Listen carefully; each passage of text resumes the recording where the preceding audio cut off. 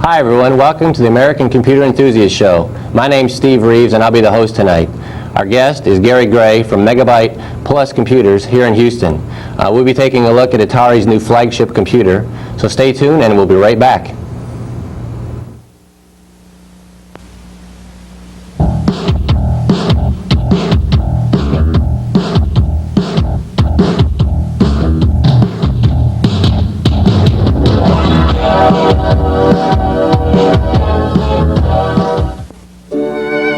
At first, we didn't know what to think.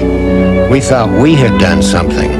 I was so angry, so hurt. We didn't know where to turn.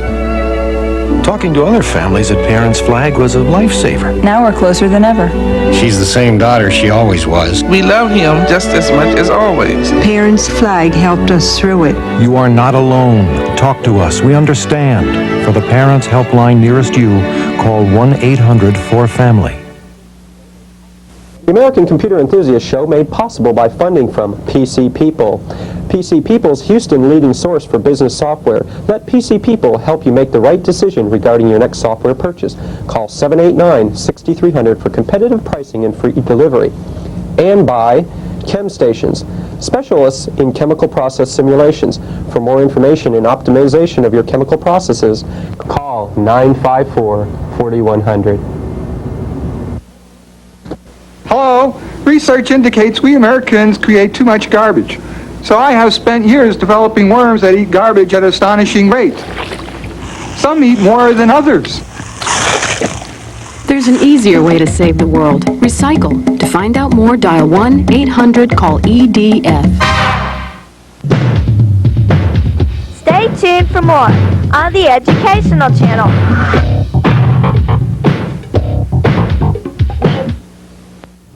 Hi everyone, welcome back to the show. In case you just tuned in, my name's Steve Reeves and I'll be your host. And our guest is Gary Gray from Megabyte Plus Computers here in Houston. Welcome to the show, Gary. Hi, nice to be on. Oh, great. Why don't we begin by telling our viewers a little bit, maybe a little about you and a little about your company, so we know what's going on. We're an independent computer dealer. We're on the 1960 area. We sell PCs and the Atari product line. We've been selling the Atari product line since '86, November '86, so we've got quite a long background with this product. That's great. Why don't you tell us a little bit about Atari? We're going to be showing Atari here. Why don't you tell us a little bit about the company, maybe the background and things? Atari is probably the first company in the computer business. They actually were the originator of everything. You may remember the Pong product, which was really the first consumer-oriented electronics microprocessor-oriented product. Nolan Bushnell founded the company with the Pong product. It later became a $2 billion a year giant, and at one time was really the largest of the consumer-oriented electronics companies. It was owned by Warner Communication. They, in the mid-'80s, '84 or so, when the whole industry was kind of in a recession, the video game craze crashed, and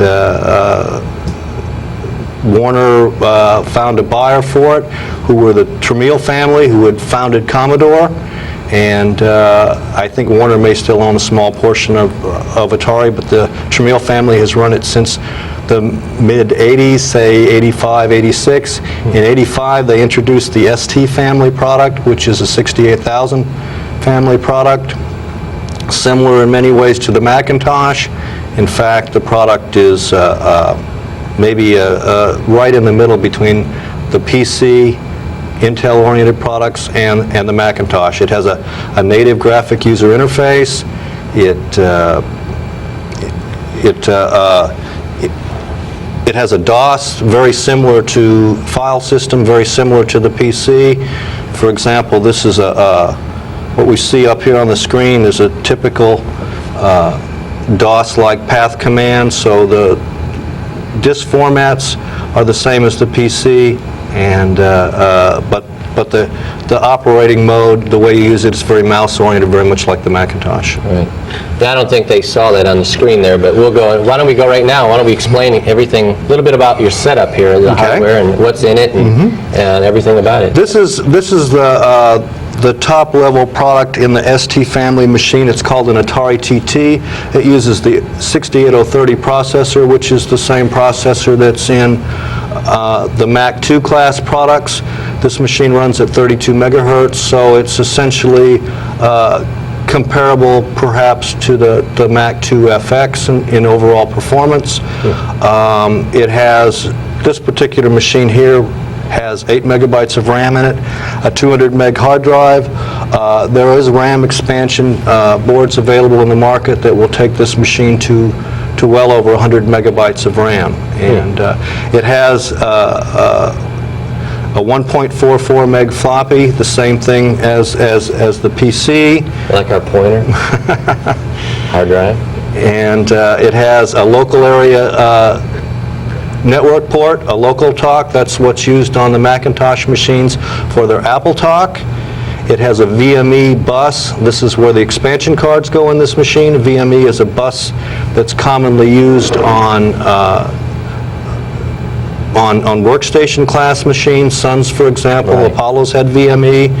And it has MIDI ports, which are musical instrument digital interface ports, which support music synthesizers. In fact, the Atari when it shipped in '85, was and still is the only machine that comes with MIDI ports standard. And I guess it's got a normal keyboard. It works with a mouse, right? And all that same thing like a Mac is plugged into the keyboard itself. Right.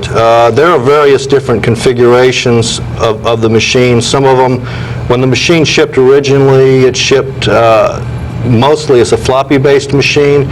It was quite unique in that it worked successfully with its graphic user interface as a floppy-based machine, and that's probably what's most unique about it, because unlike Windows or the Macintosh, its graphic user interface is in ROM. The entire windowing DOS operating system is in ROM, and in the original machines only took up 192K. And because it's not a big operating system with lots of code, it's extremely responsive. And when you select something or do something, things happen, and you don't fight the battle that you do with Windows and some of the lower powered Macintoshes with response time. Nice thing about the Motorola family and this machine is that you don't deal with any kind of issues about 640K memory limits. All the memory is nice linear address, and so you don't really have to fight make a lot of compromises. If I do this, then I won't be able to do that because I'm going to run out of memory. Right. One of the things, probably the most advantageous feature of this machine is the overall ease of use. And that came to start with for the fact that the operating system was in ROM. It meant that even without any diskette at all, you could bring the machine up. You could just plug it in, turn it on, and in a few seconds you were at a desktop very much like the Macintosh, even if there was no disk. It has a side benefit as a result of that the machine is relatively immune from viruses. The few viruses that we see are basically only involve floppy-based games that are booted from the floppy. I personally have never heard of any hard drives on these machines that are infected with floppies, and that's just sort of an accidental byproduct of the fact that the machine has its operating system in ROM. Right. It also means that unlike DOS-based machines or Macintosh-based machines, you never have to worry about the operating system itself being corrupted. It doesn't necessarily make upgrades as easy as it might be. You don't just stick in a disk and put the latest operating system in. You do have to plug some chips in. So that makes it incumbent on the manufacturer to be relatively certain that the operating system's real solid in between upgrades. They don't want to release a new ROM version once a week. Right. And as you know, in the Macintosh, there have been just countless operating system releases, and This version of the operating system on this machine is 3.05, and that kind of gives you an idea of how many releases we've had since 1986. Speaking of upgrades, real fast, now is a normal person, can they upgrade this, or does this have to be done through a dealer, or I mean like memory upgrades and things like that? How does that work? Like you say, the ROM, is that something that a normal person can do, or like me? Well, you can buy the ROMs at a dealer. The parts are dealer or end user installable. Atari does have a proprietary approach on memory upgrades. You have to buy upgrade boards for the memory. You don't have sockets on the motherboard for the memory, although there are third parties. Atari provides up to 26 megabytes of memory expansion on this machine, but third parties make boards that will take the memory above 100 megabytes. We won't be showing this tonight, and I, through my store, really haven't done anything with that, but Atari does sell a Unix release for this. It's actually AT&T branded Unix version 5 release 4.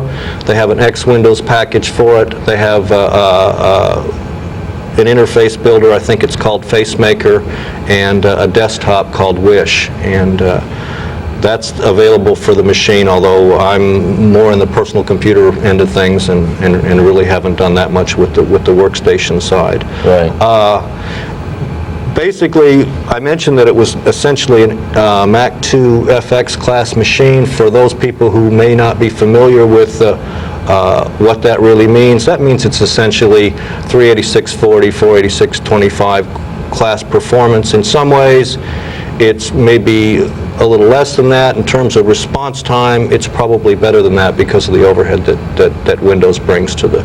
I noticed it was really fast when we were setting up things. Just for example, we'll just load an application or so, and I have some applications sent on function keys. We could start an application by clicking with the mouse, but we'll start one here with a function key, and you can see when that dialog box came up, this application was loaded. And what this application is, this is a front end for Genie, which is an online service, and we'll get back to this in a second. We'll just load another application or two so that you can get an idea what the response time. I'm going to load a CAD application and let it come up and redraw this the classic AutoCAD nozzle here that everybody shows in every one of these CAD demos. Right. What we got to do is you can bring up a few things here real fast, and then let me reload it. I'm sorry. Well, I'm going to just say a quick break in about a minute or so. Okay. So we don't want to get too involved in one of these yet. So, but just to show, I mean, it comes up pretty fast. You can see when you zoom in and zoom out. Let me do a redraw here, and we'll just see show folks. You can see that's fast. I'm not sure how big that drawing is as far as the drawing size, but it's a. But you can see that's a pretty fast Typically, this is a very fast drafting program, and typically in 2D, the performance level is going to be at least what you would expect out of AutoCAD on a 486-33, maybe better in that general area. This particular drafting program is a $9.95 retail, and it's a serious production tool and very, very comparable to AutoCAD and its features. It is. You said it's 2D and 3D. Right. I don't know if I have any 3D drawings here, but... Why don't we take a quick break right here, and we'll come back and we'll show all these different applications, all right? So everyone stay tuned. Oh, by the way, real fast, this is a live show, in case you didn't know that. So what we got to do is give the phone number now for if anybody has any questions about this computer or any of these software programs we're going to bring up. Number is 861-6283. That's 861-6283, and you get to talk to us, so please call in. And so stay tuned, we'll be right back.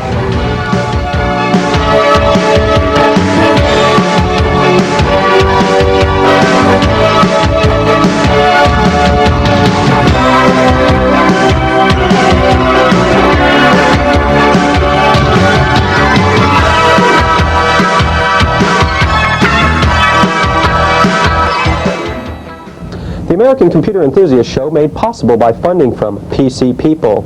PC People's Houston leading source for business software. Let PC People help you make the right decision regarding your next software purchase. Call 789-6300 for competitive pricing and free delivery. And by chem stations, specialists in chemical process simulations. For more information and optimization of your chemical processes, call 954-4100.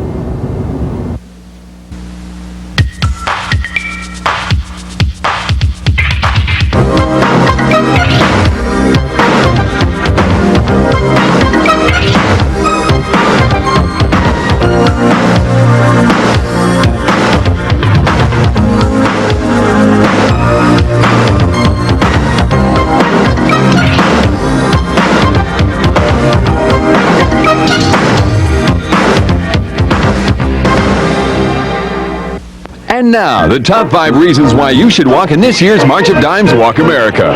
Reason number 5, walks are an excellent source of fresh air and sunshine.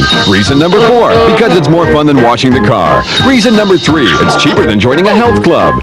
Reason number 2, studies show walking is easier than mowing the lawn. And the number 1 reason why you should walk in this year's Walk America, why of course, it's for healthier babies. Walk for the March of Dimes, Sunday, April 26th. Call 623-2020 for more details. Hi everyone, welcome back to the show. We're showing here, what we're showing here is the Atari TT030, the 030, I guess is what we call it. 68030 base product. And we're showing some of the software that's available on it. And why don't you go ahead and show us some things right now? Okay, we've got, we were working with this before the break, and during the break I went to perhaps find a 3D drawing, but it looks like that I don't have any here, so we're going to go back and pick a 2D drawing. And so it does look a lot like Windows or like Macintosh, where you scroll through the commands and things. So it looks pretty simple. The operating environment here is called GEM, and some of your viewers may be familiar with this product. It was available on the PC, and Ventura Publisher was done in GEM. Right. In fact, there's a product that's quite popular. Lots of your viewers may have it. It's a product that TimeWorks sells. It's their desktop publisher, and it's called Publish It, and it's available on the Atari as well, and it's called TimeWorks Desktop Publisher on the Atari. And we'll see that later. It's identical in every regard to the PC version. Right. Now, what is this program you said? It's called Dynacad? This is called Dynacad, and this is a production level 2D and 3D drafting tool. It's available on the PC, on the Atari, also available on the Amiga. Most of the development work has been done on the Atari. It's both 2D, 3D. It has import routines that would allow you to do to deal with DXF, which is the standard interchange format for AutoCAD. Okay. It also supports some other 2D and 3D formats that are common in animation packages. But that's great. This what are these little buttons over here on the side? These little blank buttons over here. Okay. They're kind of a cascading menu. If we select that, then this is an insert mode, and these are the different kinds of line styles and boxes. And of course, we can make a kind of a mess out of this drawing real quick. Yeah, let's mess it up really good here. Ellipse, polygons, all the normal commands, and they all work with icons, so it makes it real easy to know. Right, and this you have your full complement of dimensioning. I have some customers who use both AutoCAD and this product, and as a general rule, they're real favorable about the dimensioning part of this. They say in many ways it's much better than AutoCAD's dimensioning capability. I don't think we're going to go into a detail. No, we just wanted to show them just a little bit of this product because I'm not an expert on this product. But this is a test. We're testing it. No, I'm just kidding. And there will be a test on this show too after the show. Everyone that calls in. You did mention the speed issue, and it is quite responsive, and as you can see with the 2D drawings, it's virtually instantaneous on redraw, which is one of the things that AutoCAD, perhaps on the lower powered platforms, for some people has been a toe tapper. And even on the lower powered Atari platforms, this responds quite well. It gives you time to get coffee though and things like that. I'm just kidding. All right. What else you want to show us? What's another? We show another program. Yeah, one of the things that we talked about here is the idea that we had this ability to interchange between drawings between AutoCAD and DynaCAD. Keep in mind that the disk format on this machine is the same as it is on the PC, and there are some products that are the same. So, for example, we have WordPerfect for the Atari, and I have it here on a function key. And if you have WordPerfect and you need to share files with WordPerfect, we can take WordPerfect PC files. And let me see if I can find some kind of text file here to... Just anything, I guess. That was one thing you might want to talk about too. Is now as far as that disk drive, is that a now can you put a PC disk directly in that disk? Absolutely. The DOS on this machine, the actual disk operating system, the file structure is identical to the PC. Disk formatted on this machine can be read on the PC, written to. Vice versa, you can So you can take that out and put it in a PC in a 3.5-inch disk. Exactly. Is that a low density or high density? Is that one? This particular machine has a low density drive in it, but these machines ship currently with high density drives. So this is a 720? This is a 720K here, but these machines ship now with high density drives. And so if you had WordPerfect on the PC, you could bring WordPerfect files over here on the disk and just move them back and forth almost without any difficulty at all. The version level of WordPerfect for the Atari is 4.1. Its file format is actually 4.2, where the PC is 5.1. So there are some features the Atari version doesn't have.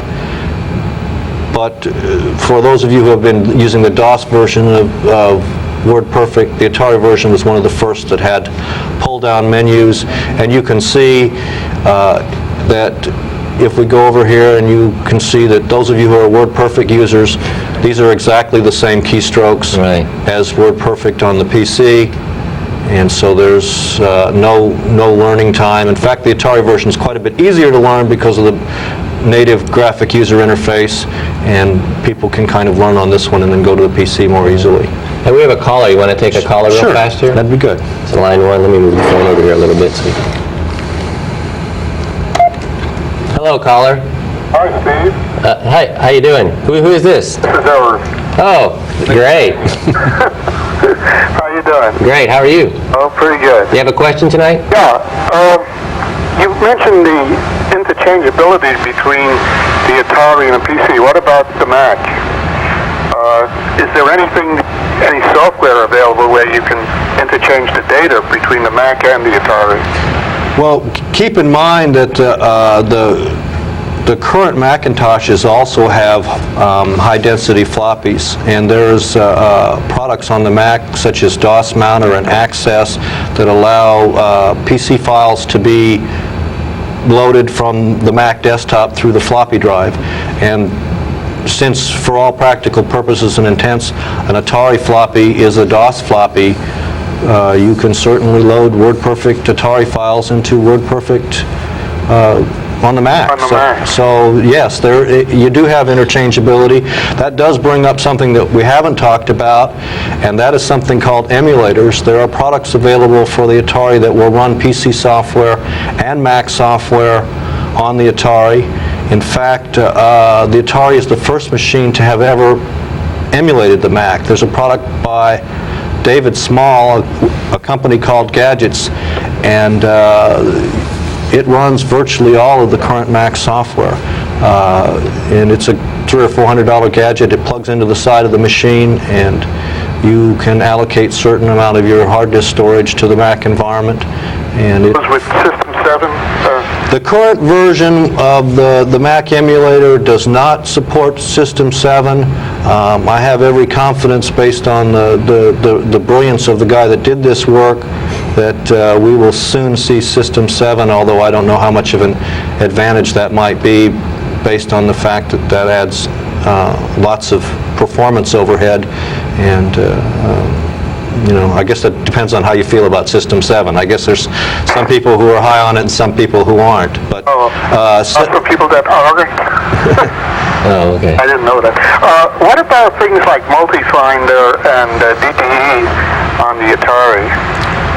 The Atari operating system currently is single tasking. The only multitasking is through things like print spoolers or through its desk accessory system, which is similar to the desk accessory system that's been available on the Mac since the beginning. The Atari operating system in some ways was modeled after the Mac.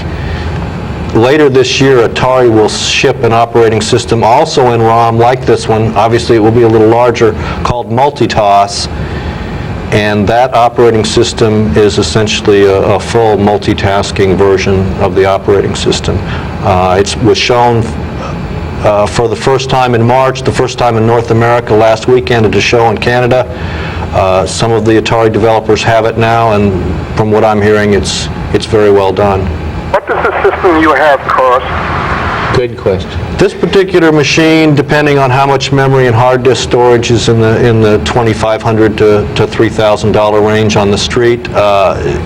One thing that hasn't been mentioned here is, in the discussion of what the machine was, is the built-in graphic modes. One of the things that's unique about this machine, and we don't have a monitor here to display it, but this machine has monochrome graphics of 1280 by 960 as standard. To display that, you need a 19-inch dual-page monitor, but it's kind of unique in that regard. That also happens to work out extremely nicely if you are doing Mac emulation, because you basically have a dual-page Mac FX class machine, which in the $3,000 range. So that's kind of an interesting thing. Okay. Any other questions? Thanks for calling, Irv. Okay, Steve. All right, bye. Well, we're talking about resolutions. You were telling me this right now we're running at 640 by 480, same as a VGA, right? Yeah, this is almost exactly parallels VGA at 640 by 480 with 16 colors. The color palette here is 4,096 colors, not 256,000. It's, in fact, we can exit here and I can show you that one of its other resolutions. And this machine is a superset of the machines that came before it. Initially, the ST series machines only came with less resolution than that, and I can switch to one of these. Actually, they had a resolution that was much like the Mac. Let's see if it works here. What's that little B? Actually, I picked up that's basically a weight. This resolution here is 320 by 480 with 256 colors. So it's somewhat better than standard low resolution VGA, but essentially comparable. This resolution and the VGA resolution are specific to this machine. The ST family machines don't have that. That's called mega resolution there. Yeah, I think the idea with a 320 by 480 is it closely parallels what you can do with most broadcast equipment. Right. This is 640 by 400 monochrome, and this is the resolution that was most similar to the Mac. The compact Macs, I think, are 542 by 312, and obviously the advantages of this allowed Atari to have when this family came out in 1985, to have a high-res bitmap display that really was better than anything anybody else was doing at the time. In fact, that's also something that's not well known. When the Atari ST series shipped in 1985, it was the fastest production personal computer in the world at that time, because the other machines on the market, there was only the 6 megahertz 286 machines. Right. And the Macintosh at that time was not an 8 megahertz 68,000. It may have been nominally clocked close to 8 megahertz, but it had several wait states, right. And the ST machine was quite a bit faster. The other video modes were this CGA-like mode, which is a 640 by 200 mode, and allowed for color, which the Macintosh didn't have at the time, but on an affordable monitor. That's the neon color there. I think it looks best at 640 by 480 with the colors and the resolution. It's pretty pleasing to the eye. I like that B. That's my favorite one. The idea behind the bee is, I guess, busy bee. Oh, okay. What the designers of the Atari and the people who did GEM were trying to do there, the original Macintosh used, and I think it still does, used as an hourglass or a clock, I believe, and they wanted you to not have to sit there and watch the clock tick away for a long time. In the early Macs, because the operating system was disk-based, you would spend a great deal of time staring at that clock, and they wanted to do something different but still get the same idea across. Another thing, while we're talking about, you were talking about monitors and things, this is not an Atari monitor here, it's a Now monitor. Right. It means you can use other peripherals. You don't have to have Atari peripherals, right? With the ST family machines, you're probably better off to use regular Atari peripherals. You can use multi-sync type products. There's some adapters and other kinds of things that you have to deal with that. The TT series machines, you just can plug in a VGA or Super VGA or a multi-sync product. Some look better on the machine than others, and how they perform on a PC may not exactly parallel how they work on this machine. In other words, I have seen monitors that looked great on the PC and then just didn't do this machine justice. Right. Let me switch back to this. So why don't we go ahead and show some more of the programs and things that you have on here. I know you've said you have, I mean, there's different programs like spreadsheets and there's word processors. And yeah, back to this idea about this data interchangeability. I've got a spreadsheet here. It's a graphic-based spreadsheet. It's called LDW Power, and this spreadsheet is command, file, keystroke, and macro compatible with Lotus. Up through release 201. If we hit a slash key, we can basically do worksheet, file, retrieve. Well, at least I thought we were going to do that. Let's try it again. Slash W, worksheet, file. Maybe I don't remember the slash. It looks file, like Excel. Retrieve, and then of course we have the selector here, and I remember my Lotus commands. I can run it with the mouse. And basically, if you're comfortable with Lotus, you will be comfortable with this, although it's for a new user, it's easier because you can run it with the mouse. It's quite a bit faster than a product like Lotus for Windows. As you can see, it's jumping around pretty good. Right. What is it doing here? This is just running a macro. Yeah, just running a macro, right? Oh, okay. And all right. See if I can remember the way to break out of a macro. Why don't we wrap this? We'll have to go to a break here real fast, and we'll come back and we'll show some more things. Okay. So everyone, stay tuned, and don't forget to call. The number is 861-6283. 861-6283. I have to say that 2 or 3 times. Stay tuned, and we'll be right back.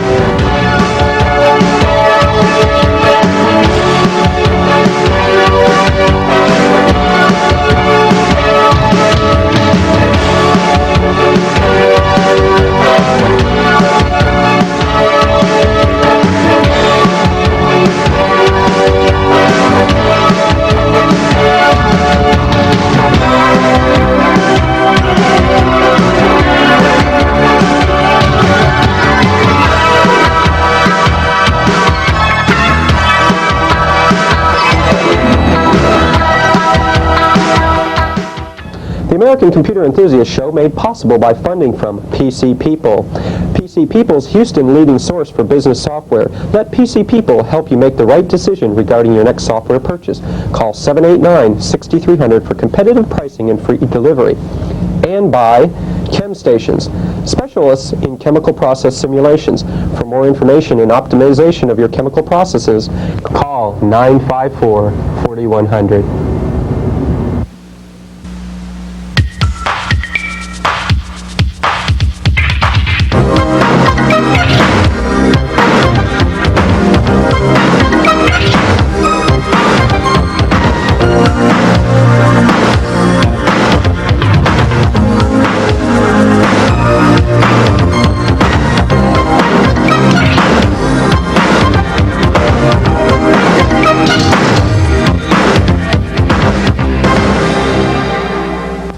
now, the top 5 reasons why you should walk in this year's March of Dimes Walk America.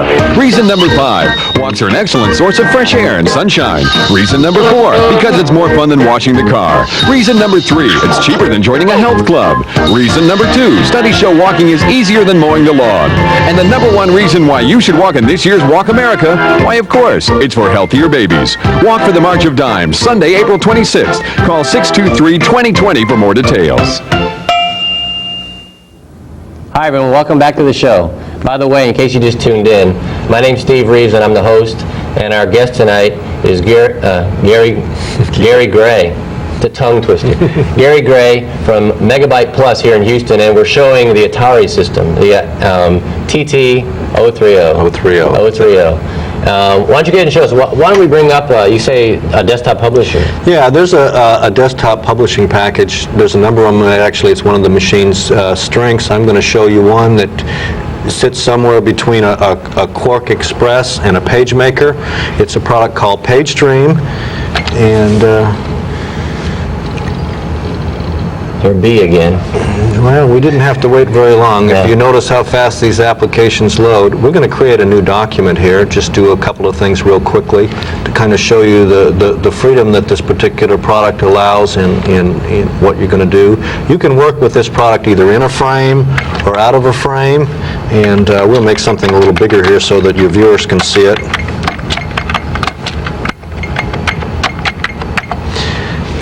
One of the interesting things about this product is when you work outside a frame, you have a text object, we can kind of stretch that. Oh, that's great. And it's not many desktop publishing packages, if you do that, you don't have text anymore.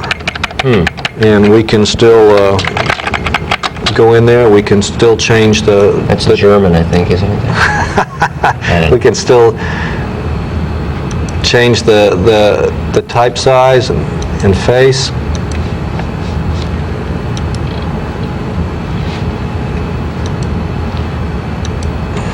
That's great. We also can do rotates, free rotation. We can do duplicates. It has a nice feature where you can do step duplicates. Say do 6, and we can offset and a ½ inch this way, and let's go down maybe an inch here. We might run off the screen, but oh, that's great. We can group these guys, and they can group. Let's change our page view so we can see what we're doing. All right, full page. Let's move it down off the edge, and we'll grab a corner of it, and we can make it small. Let's see if I've got anything here that we can load that... Here's my next question, which I'm sure people are probably thinking. Output. Is this output normal printers, dot matrix, laser? This supports virtually every printer available. It prints PostScript. A lot of these machines are actually hooked up to image setters. I forgot to ask you about the CAD program. What about plotters and things? It supports virtually every output device on the market, even supports background plotting, PostScript, EPS files. Is that a normal serial port in the back of that? This machine actually has 4 serial ports standard, and yes, it is normal. The parallel port is standard. You can hook it up to just about any device there is. All right. And while we're talking about serial ports, it has absolutely nothing to do with this, but modems hook up. Is there a modem port, or is there a modem inside, or is it hooked up to the serial? There is no, I guess you could buy a VME modem, but that wouldn't be a cost-effective thing to do. The VME parts are kind of expensive. I use this with an external modem. The modem I use typically is a Cardinal, but any Hayes-compatible modem will work just fine. As far as peripherals go, pretty much standard. The machine has a SCSI port, so if you have a drive, SCSI drive, external SCSI drive for a Mac, there's a connector on the back. You can just plug it in and use it. CD-ROMs, those kind of things? SCSI CD-ROM would work just as well. All right. Kind of went off we veered off to the right there, but here, we're going out with the desktop publisher. Hey, that's nice. What's that, your ad there? Yeah, well, we might as well put that on the screen here. But basically, I recognize what that document was. I don't know what necessarily all these are. One thing that I might talk about real quickly before we go on, there's a nice little utility that we run on these machines, and it's called Universal Item Selector. And it allows us at any time to go in and do most of the DOS operations that you might do either on a command line or with the Atari at the desktop without ever leaving the application you're in. For example, you could actually do I could do a search for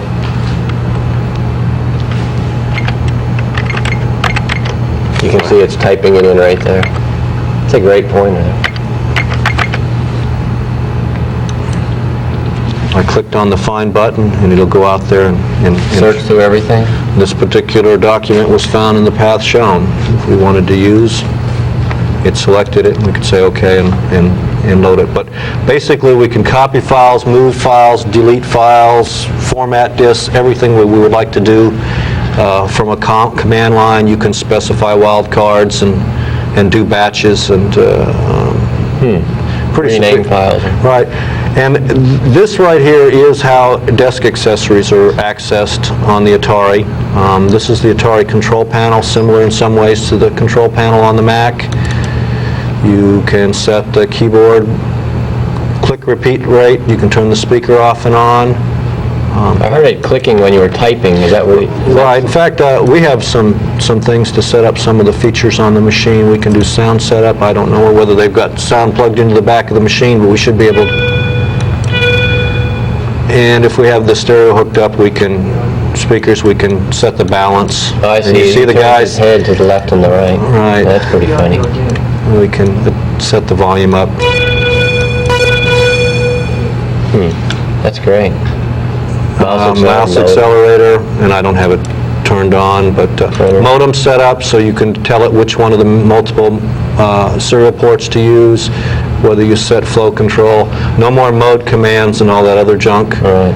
You just... So this thing, this is an extremely sophisticated box, right. And it's just not very well known in the States, but it does things extremely well. Let me show you one other desktop publishing app, and then we'll show you some animation stuff. All right. This is a demo of a German desktop publisher, kind of a different philosophy, and I really won't do much here. I'll just load a document and maybe scroll around it real quickly. So this one really is a German one, just like it looked like you were typing German last time. Well, I don't type so well, so anything's liable to come out. This is coming up here. What's this called? This is called Calamus, and there are some 600 or 700 image setter service bureaus in Germany that use this product, and quite sophisticated. Kind of give you an idea of the right. speed, and it's real nice because it does a lot of in-memory caching, so once you've been at a particular zoom level, it's almost instant. Yeah, right. It's just once you've been to that level, it will switch back. Right. Now you see. Right. Oh, that's pretty neat. Very fast and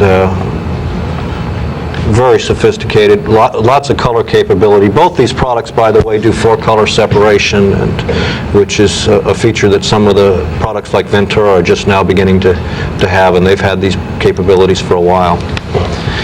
Let's go into this. We have a phone call. Sure. You want to take another phone Absolutely. call? Absolutely. Hello, caller. Who are we talking to tonight? Hello? I hope I didn't cut him off. Hello, can you hear me? Hello? Hello. Oh, sorry. Who are we speaking with tonight? This is Bruce. Oh, great. How you doing, Bruce? You have a question? Just I don't know if you covered sound type of. Does it have any Mac digital sound capabilities? We're waiting for you to call in and ask that question. Yeah, the machine has 8-bit pulse code modulation, or PCM, digital sound, and it supports 40, 50 megahertz sampling rates, stereo. So what's the frequency range between? Well, in mono it will sample up to 50K, In stereo, you can probably do 40K realistically. And so, like a 20 to 40, you're saying? Right, exactly. It's essentially comparable to something like a Pro Audio Spectrum card on the PC or a Sound Blaster Pro, and but it also has a 3-voice synthesizer, and so it's pretty competent from the sound point of view. Most of that's primarily used on the Atari, mostly for the entertainment side of the machine. There's the machine gets used a lot for sound effects in movies. There's a number of direct-to-disc digital recording systems that are add-ons to the machine, and one product is called Digital Master from Hybrid Arts, and the machine's widely used in the film industry for sound effects. Any other questions? Third-party controllers that they can hook up to tape decks and stuff like that? Or is it... Right. In fact, Atari is doing a promotion and has an agreement with Fostex, which is a company that supplies a lot of the multi-channel recording systems that are in sound studios, and they jointly market the product together with a controller for the Fostex multi-track tape recorders. Good. The speed seems really quick. Is it relative in megahertz, or? It's a 32 megahertz 68030, and one of the things which means that it's maybe slightly slower in terms of raw horsepower to Mac 2 FX, but Atari really has done a brilliant job of keeping the overhead of the operating system to a minimum. You notice that in many ways it's as responsive as a 386, high-end 386 or 486 running DOS, but there is a graphic user interface in between you and the DOS. Right now, the speed is great. Yeah, it would be comparable to easily a 486 in speed. Right. Later this year, Atari will be probably shipping a 68040 version of the machine, and I don't know about the clock speed, but 68040s typically, if done right, are 2 to 3 times as fast as a similar clock speed 68030. So that performance should be at or above a 48650. And again, if you're putting in the overhead that Windows adds, you'd probably have to have an accelerated graphics card on the 48650 to be at the same level. Screen writes that fast. Yeah. One other question about virtual, like the Mac, you can run the PC emulation and emulate a 286. Is there any DOS emulation capable? DOS emulation originally, one of the first software-based PC emulators was available on the Atari. Currently, that product is no longer available, but there are a number of hardware-based emulators, up to and including 386-based boards. I'm not wild about them because not one of them that I'm aware of at this time supports VGA resolutions. It supports the 640 by 400 monochrome and a kind of a VGA monochrome, and then CGA resolution. So I think they're kind of expensive. They're in the $300 to $400 range, and at the price of inexpensive clones, it's an option, but probably not a wonderful one. Okay, well, does that help you? That's good. Okay, great. Thank you for calling. All right, thanks. All right, see you later. We have another call. You want to take another call? Sure. We have line 2. Go ahead, caller. Who are we speaking with? Yes, this is Greg. Oh, hi, Greg. How you doing? You have a question? Yeah, I'd just like to say I have an ST. I've had one for years, and I've really been happy with it. The question I have is I've heard, I guess, like rumors that recently that that line of machines is probably going to have essentially VGA resolution in its next incarnation. I wonder if Gary knows anything about that. Well, Atari has not said anything directly to me. I kind of hear through the grapevine from people who are just on the borderline of violating their non-disclosure agreements, but that there'll be a new series of machines later in the year that have the multitasking operating system, and they also will have lots and lots and lots of color. Perhaps this kind of high color thing, 32,000 colors in resolutions above this, may even have 24-bit color at, say, 320 by 200 or 320 by 480.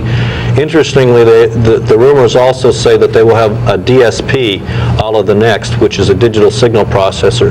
Has tremendous advantages in that you can do direct-to-disc digital recording without any additional hardware. and also is very nice to do things like fast 3D shading for CAD programs and animation packages. You know, that's speculation, but I think that's going to happen before the year's out. Any other questions? That's it. Okay, great. Thank you for calling. We have another call. You want to take it? Well, so then we'll go into the animation part of it. We have Hello, caller. Who are we speaking with? Hi, Steve. My name's David. Hey, how you doing? Pretty good. You How have a question? doing? I'm great. Yeah, I got a question for Gary and for you. You know, here we are, 16-bit pathways. When are we going to get a 32-bit bus that's going to let us start moving things around quickly as we get into these more advanced multimedia and all the really serious stuff that we really need a 32-bit pathway? Comments, please. Okay, well, you know, you're basically talking about issues that are more related to DOS machines than they are here. This is a true 32-bit machine with a 32-bit operating system. The Motorola family of machines has really always been, 68,000 family has always been 32-bit. The original Motorola 68,000 had a 16-bit external bus, but it did 32-bit integer arithmetic. This is a full 32-bit bus machine, and the operating system is full 32-bit. There's nothing 16-bit about this machine at all. Yes, believe me. I'm a DOS-based user, and to see something like this just makes me drool. So, unfortunately, it's the computer world's best-kept secret, and I can't say that Atari, as a company, has done a great job of marketing what is essentially a brilliant product, but its marketing is anything but brilliant. It's pretty fast. And you have any other questions? No, that's really it. I guess from a DOS world standpoint, we look at something like this and go, wow, man, look at the speed there. And when are we going to get a 32-bit bus, a standardization in the DOS world that we can really move the way this product moves? All right. Thanks for calling. All right. Oh, see you later. Why don't we really make them drool and show some animation? Okay. I've got an application on here called Chronos, which is it's a 3D animation package, and it's what they call a keyframe animator, which means that you can specify a position on a 3D object and then specify its position several frames down the road, and it calculates all the intermediate positions. We won't actually show us doing that, but I will show a couple of animations that I've created, and there's no real serious artwork here. What we've got is just basically some explorations, kind of trying to figure out how to use the machine. And when I want to play one of these finished films, and those are actually the animation files themselves, and we don't want to sit here while we render them. We'll just kind of run through a couple of these. This 3D artwork that's done here, I realize this is kind of strange, but this is just some clip art that I use to put these together, and we'll just kind of run through a couple of them. And, Great, we need sound effects. Is that good? Hook that up to the speaker. Why don't we show another one here?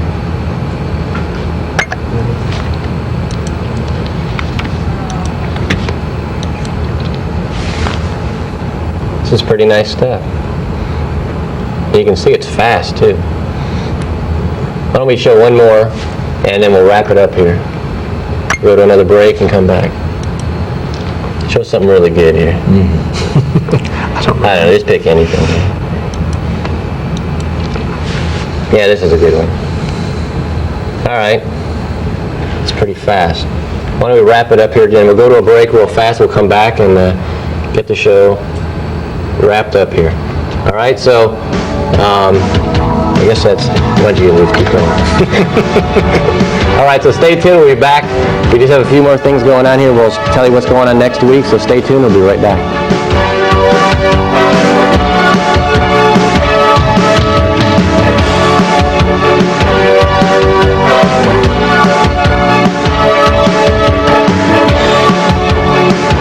Funding from PC People.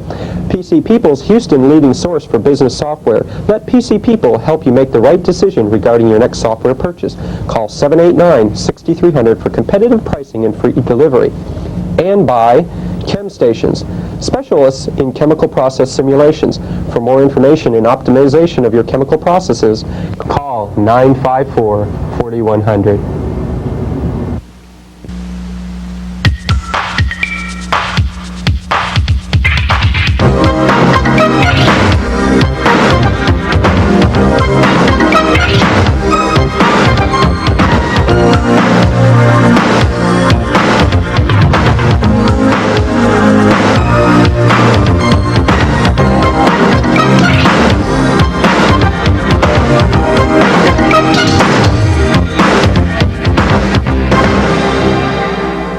And now, the top 5 reasons why you should walk in this year's March of Dimes Walk America.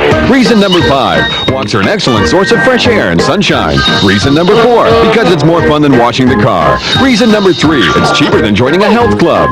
Reason number 2, studies show walking is easier than mowing the lawn. And the number 1 reason why you should walk in this year's Walk America, why of course, it's for healthier babies. Walk for the March of Dimes, Sunday, April 26th. Call 623-2020 for more details. Hi everyone, welcome back to the show.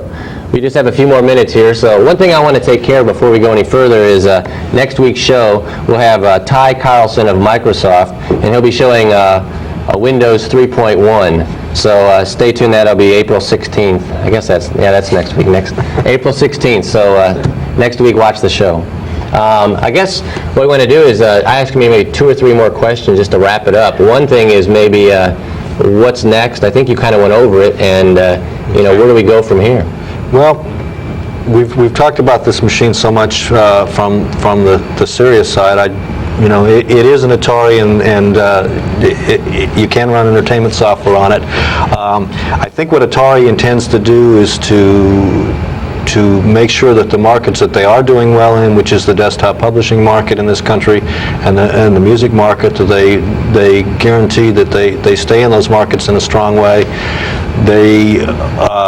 These new machines that are coming are going to have lots of features for this multimedia desktop video market, and so I think that's going to be a market they're going to attack aggressively. I think that they have realized that they just don't have the dollars to go out there and compete with the whole world in every market, so they are trying to identify some niches and things that they do exceptionally well, and where they can kind of direct their energies in that down that path and not try to do everything at once.